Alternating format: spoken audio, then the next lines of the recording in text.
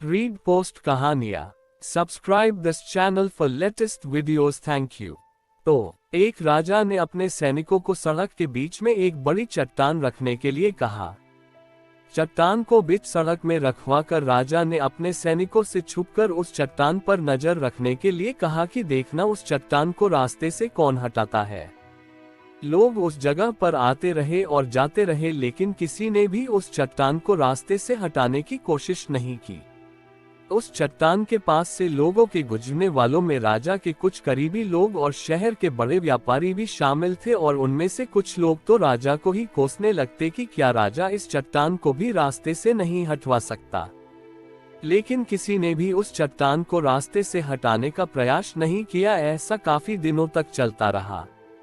एक दिन एक किसान अपनी सब्जियों के साथ उधर से गुजर रहा था। उसने चट्टान को रास्ते में पड़े देखा और सोचा कि सबको इस चट्टान की वजह से कितनी तकलीफ हो रही है। उसने अपनी मजबूत लाठी से उस चट्टान को एक तरफ धकेलने की कोशिश शुरू कर दी। काफी कोशिश के बाद वह उसे सड़क से हटाने में कामयाब हो गया।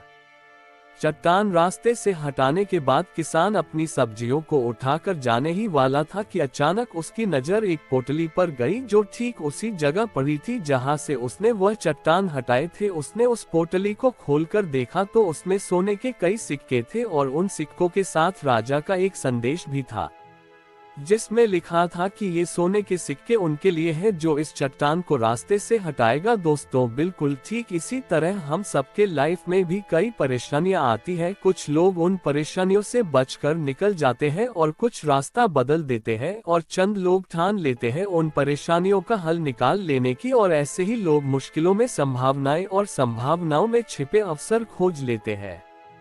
मजबूत इरादे और नेक दिल के साथ किए गए कोशिशों के परिणाम हमेशा ही अच्छे आते हैं। इसीलिए जीवन के परेशानियों से घबराओ मत, बल्कि उन परेशानियों को हल करने की कोशिश करते हुए जीवन सफर में आगे बढ़ते रहो।